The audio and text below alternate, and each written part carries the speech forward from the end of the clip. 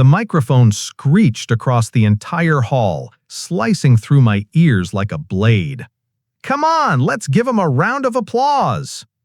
Emma stood center stage, draped in a skin-tight red dress with a slit that climbed high up her thigh, her face beaming like she was hosting a fashion show instead of AetherCore's annual gala, the biggest tech event in Silicon Valley. "I want everyone to thank Ethan Tran for proving not everyone's born to lead an empire." The laughter rolled in waves. A few awkward claps started, then spread through the crowd like a slow-moving infection. I stood there gripping my champagne glass so hard I felt the cold foam slipping between my fingers. The spotlight glared straight at me, catching the sweat sliding down my neck. My name is Ethan Tran, 36, co-founder of AetherCore. I once curled up on a dusty attic floor in Jersey City, my hands calloused from nights spent coding until sunrise, surviving on leftover pizza and watered-down coffee. And tonight, all I got in return were 300 pitying stares from directors, investors, and a swarm of tech journalists hungry for a scandal. Emma turned to me with that smile, sweet, sharp, and cold as a scalpel. "You dreamed of changing the world? Too bad.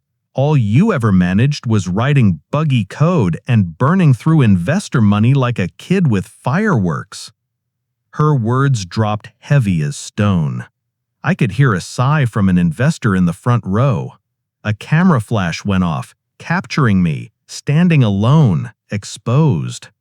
Did anyone know I owned 92% of the company? No. And that was either my greatest weakness or my deadliest weapon. I glanced left, one product director pale as a ghost, avoiding my eyes. To the right, a PR exec pretending to tap away at her phone, desperate to vanish into the floor. I let out a small smirk, not out of fear, because I knew every single person here would soon be staring into their own mirrors, asking, "Why did I believe her?" Emma strutted closer, leaning in so close I could smell the mix of champagne, perfume, and hot stage lights, sharp and suffocating. "I've waited for this day for so long. The day I could stand here without the shadow of so-called self-made geniuses like you." For a split second, I caught it, a flicker of fear behind her eyes, barely there, like smoke, but enough for me to see it. That was the crack. I took a deep breath, loosening my shaking hand. Every muscle in my body was coiled tight like a drawn bow. My phone buzzed softly in my pocket. I peeked. Lucas, my shadow assistant. "Documents ready, green light." I swallowed hard. The original equity agreements, private investment records, audio of Emma plotting her takeover, everything was ready to go live. I'd planned to wait until the shareholder meeting next week, but seeing Emma bare her true face tonight made it crystal clear. This was the moment. Emma stepped back, raising her arm to the room. "Now, raise your glasses to an AetherCore without obstacles." The music kicked in again. LED screens behind her flashed "Future Unchained" in bold, gleaming letters. I stood frozen, champagne glass still cold in my hand. A major investor locked eyes with me, hesitated, then turned away as if he'd seen a ghost. I stepped forward slightly, adjusting my cuff. They probably thought I'd skulk away backstage in shame. But no. I slowly lifted my glass, locking eyes with Emma. "If you're going to toast, at least do it with the truth," I said, my voice low and steady.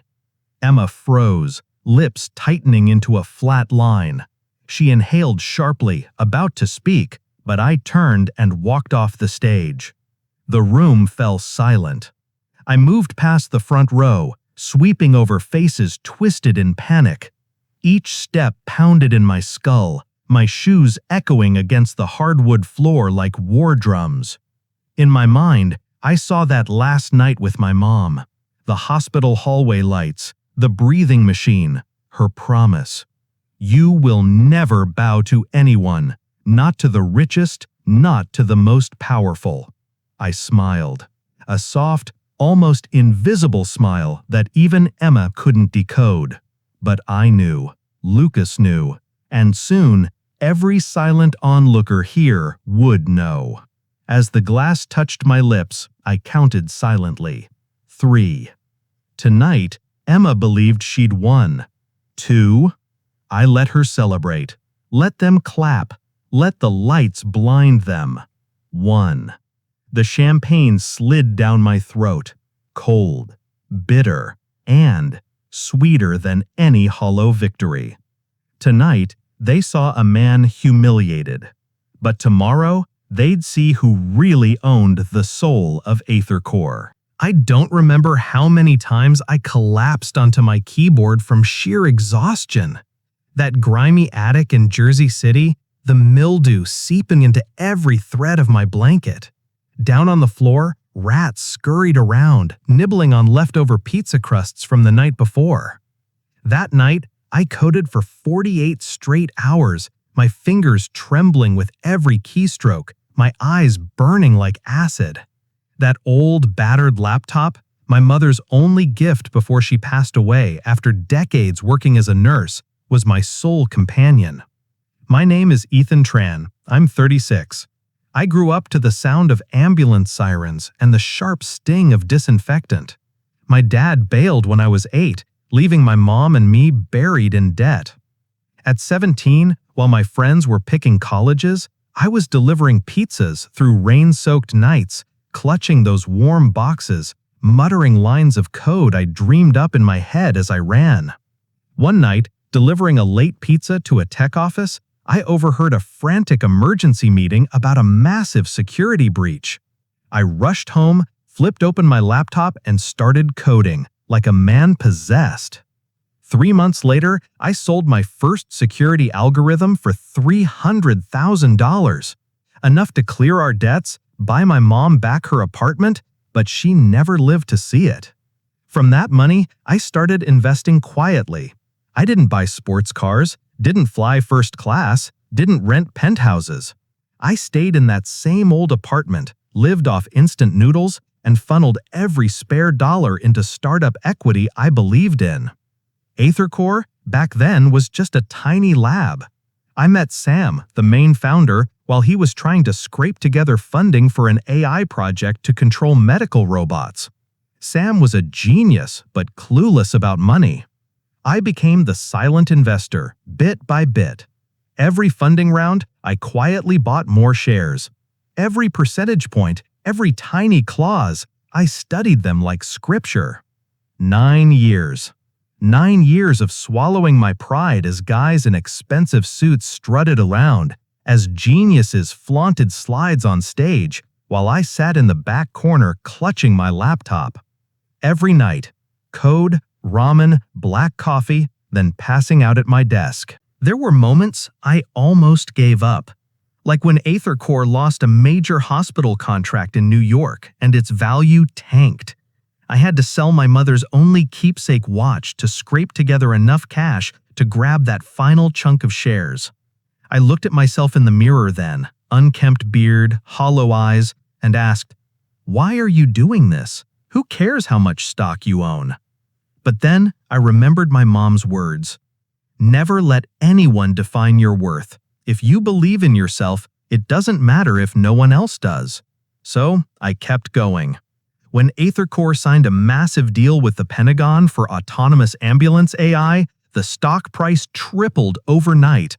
Me, a no-name pizza boy, suddenly held the majority stake in the company. Lucas, the only person who knew my secret, once asked me, "Why don't you make it public? Why let them all think you're just some mediocre engineer?" I laughed. Because nothing is more dangerous than letting your enemy know what you're thinking. Emma came in last year, all star power and hype. 3 successful startups, Forbes women cover, heiress to a Chicago real estate dynasty. The first time we met, She flashed that fake smile, her handshake cold as ice. "So you're Ethan Tran? Heard you're real good at burning budgets," she said, her voice sugary but barbed. I just smiled. Emma won over investors fast with flashy slides, big talk about global scaling, and cleansing outdated engineer mindsets. I watched quietly, nodded in every meeting, signed every report, let her think I was a weak pawn. But at the gala, when she stepped onto that stage, I knew this was her final move. Emma thought she'd won, thought I was left with a rented suit, a bowed head, and the echo of laughter behind me. What no one knew was that Lucas had the original equity agreements, the investment statements, and that recording of Emma plotting my ousting all queued up and ready. No one knew that me, the pizza delivery kid from Jersey, held the company's true lifeblood in my hands. I still remember that last night before I sold my first algorithm. My mom lay in her hospital bed, gripping my hand, whispering, "Never forget who you are, Ethan." Last night, before stepping into that private boardroom, I whispered the same words to my own reflection. "I know who I am, Mom. And that is exactly why I will never let anyone, not even Emma, trample the dream I bled for." Since that gala night, I no longer saw Emma as a CEO. She was just another player in a throne game, blinded by her own love for camera flashes. The next morning, Emma landed on the cover of Tech Insider. Headline: "The woman who erased the old guard. AetherCore's future begins." In her interview, she bragged about revamping the entire engineering division, cutting outdated staff, and ending the reign of conservative tech dinosaurs. I read it, nodded. Her dream wasn't bad, but it wasn't hers to claim. Lucas texted me. "Emma just signed a deal with a hacker group in Brooklyn. They've started crafting fake emails." I smirked. Emma had no clue that Lucas, my loyal IT aide, was a plant I embedded 5 years ago. She hired those hackers to impersonate the board, drafting emails accusing me of embezzlement, stealing ideas, and funneling R&D funds into private ventures. After the email blast, Emma seeded rumors that I was planning to flee to Canada, taking core tech secrets with me. Walking through the office, I could hear the whispers. Some avoided eye contact, some smirked. A young engineer, pale and stiff, wouldn't look me in the eye. I stopped, patted his shoulder. "You really believe that stuff?" He pressed his lips together, silent. I walked on. Every step felt like I was dragging boulders, but inside, my blood burned hotter than ever. While Emma played her theater outside, I was preparing the final act. Lucas sent another text. "Recording of Emma's call with the hackers is complete. Every detail captured." Emma thought she had crafted the perfect play. She came from a billionaire family, raised on boardroom power games and country club golf courses. From childhood, she was trained to master crowd optics, to force people into nodding yes at every flashy proposal. But she had a scar. Her infamous father, once stripped of his empire in Chicago because of unchecked ambition. She was obsessed with surpassing him, proving she was the ultimate predator. That scar made her blind. The next day, she called an emergency board meeting. "We need to expel Ethan immediately. If we delay, investor confidence will crash," she snapped, iPad in hand, covered in charts. An older director mumbled, "But Ethan has influence. He's a co-founder." Emma slammed the table. "The past is worthless. This is an era for disruptors." I listened from behind the frosted glass door.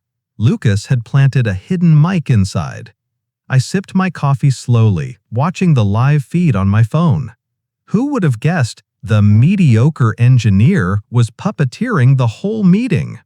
Emma finished, then issued an official suspension order across the system. The email went out. "Effective immediately, Ethan Tran is suspended from all activities pending internal investigation. I got that email while standing on the rooftop of HQ, the cold night wind whipping through my hair, San Francisco's lights blinking in the distance. I laughed. Midnight, Lucas texted, "Contracts, recordings, evidence, ready. Just say the word."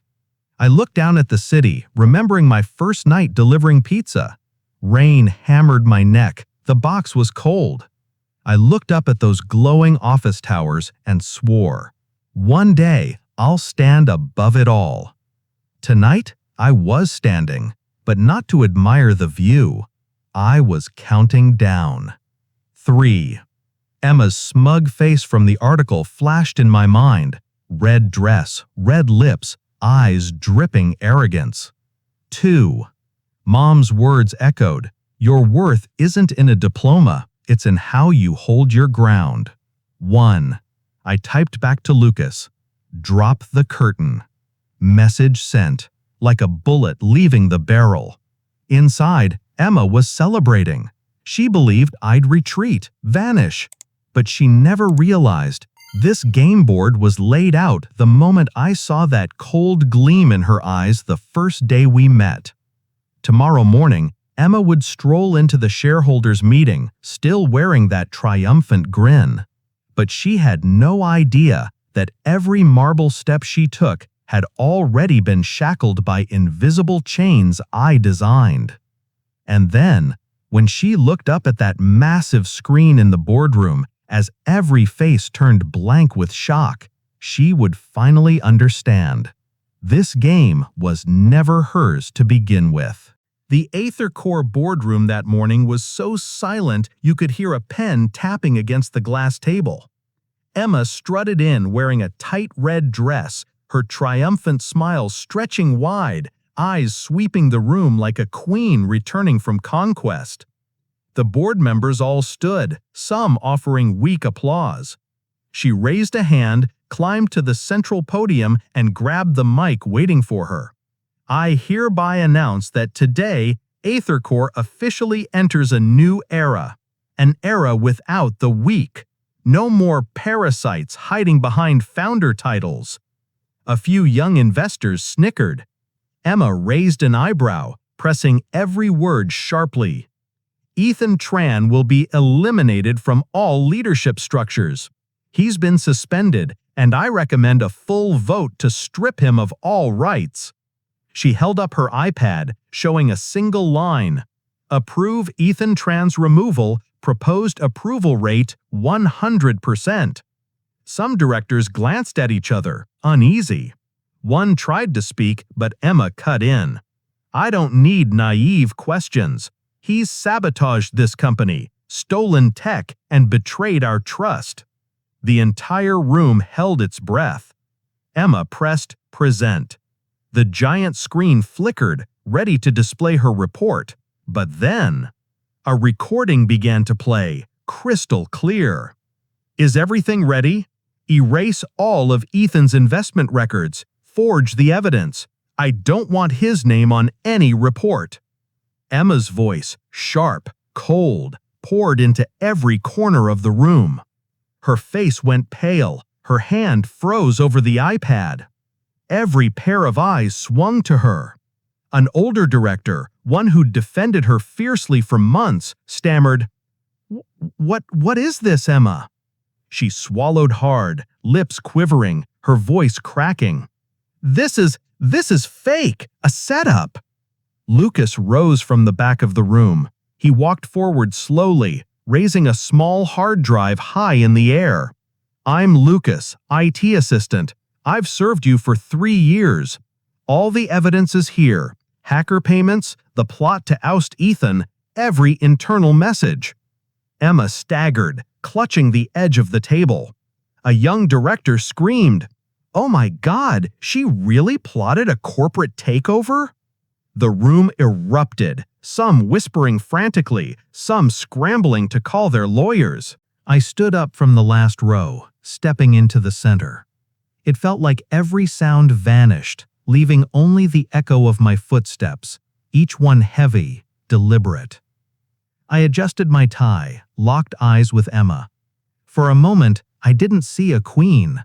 I saw a terrified girl teetering on the edge of an abyss. I raised my hand. "Good morning," I said, my voice low, steady, ice cold. Emma's mouth fell open, but no words came out. I pulled a thick folder from my bag and tossed it onto the table. The original contracts, the full investment history, and the preferred shareholder clause, the one you never bothered to actually read. A director flipped through the papers, eyes bulging. "Jesus Christ! Ethan owns 92% of the shares!" Emma collapsed into a chair, burying her face in her hands. I walked toward her, each step weighed down like molten lead. "Emma, you thought you could script a takeover, use hackers, and steal everything?" I leaned down, whispering right at her ear, the same way she had once hissed at me on the gala stage. "I cleared the path for you. I let you believe you were winning. But all I really wanted was to see how far you'd go." The room felt frozen in time. A director stood up, voice shaking. We're sorry, Ethan. We put our faith in the wrong person." I turned to him, gave a faint, cold smile. "Apologies won't restore your dignity, but I will fix it." Emma jolted up, running for the door. Lucas stepped forward and blocked her. "You'll stay. You'll hear every word," he said, his voice hard as steel. I stepped onto the podium, grabbing the mic. "I, Ethan Tran, controlling shareholder, hereby reclaim the position of CEO at AetherCore. All allegations against me are nullified.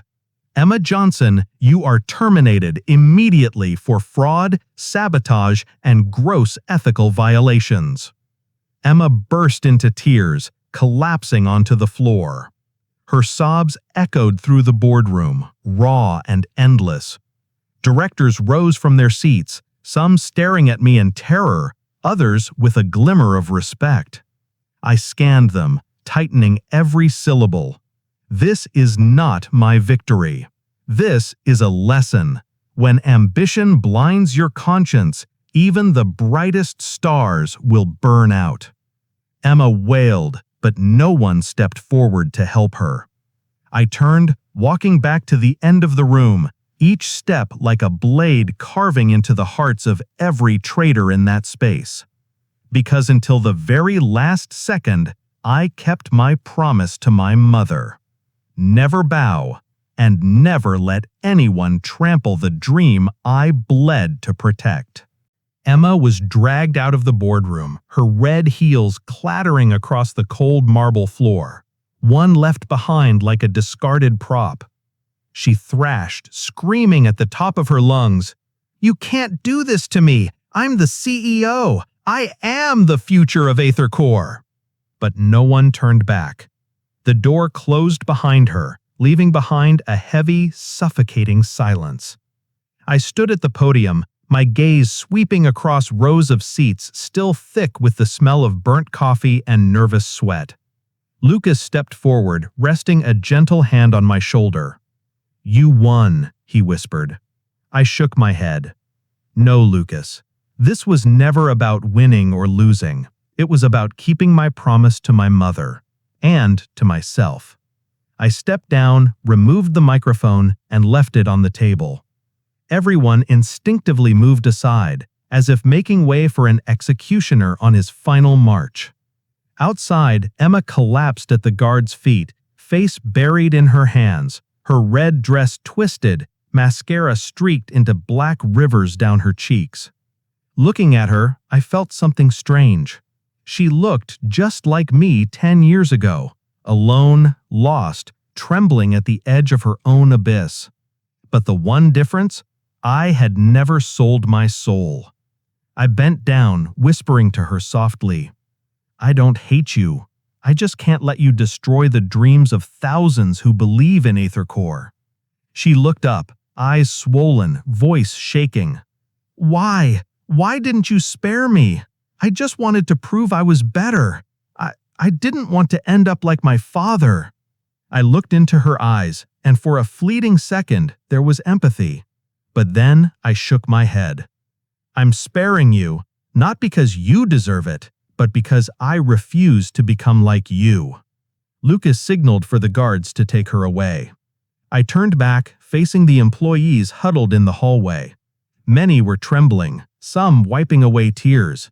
I stepped forward, my voice low and calm. "Some of you doubted me. Some of you believed her lies. But AetherCore isn't just a name. It's the sum of trust, sweat, and countless sleepless nights." I scanned the crowd, letting my eyes meet every single face. "Starting tomorrow, I'll lead directly. No more politics, no more fake reports. Only technology and people." A few scattered claps broke out, growing steadily, surging into a roaring applause that shook the walls. I took a deep breath, my shoulders finally feeling light for the first time in years. When the applause faded, I raised a glass of water. "To AetherCore, to my mother, and to all of you." Lucas stood beside me, smiling. "You finally took the throne," he whispered. I stared off into the distance, a faint smirk curling on my lips. A throne isn't something to brag about. It's a constant reminder to stay strong enough not to become a monster. Lucas nodded, his eyes red with emotion. I turned to the glass window, seeing my reflection, tall, gaunt, but unbroken. 10 years ago, I dreamed of standing here, but I never imagined that moment would be soaked in so many tears and so much blood.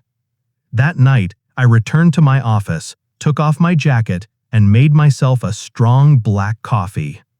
On my desk sat an old photograph, me and my mother in that tiny Jersey City kitchen, her eyes filled with pride despite the peeling paint behind us. I placed my hand gently on the frame, whispering, "See, Mom, I never bowed." Outside, the city lights flickered like the heartbeat of a giant beast. I knew tomorrow would bring a storm, media frenzies, investors' calls, threats, and power grabs. But this time, I was ready. Because I had learned the biggest lesson of my life. Betrayal weakens you, but keeping your integrity, that makes you truly invincible. If you've ever had someone try to force you to bow, remember this. Your worth isn't in shares, degrees, or spotlights. It's in how you rise after every fall. And sometimes, the greatest victory is simply keeping your heart untainted.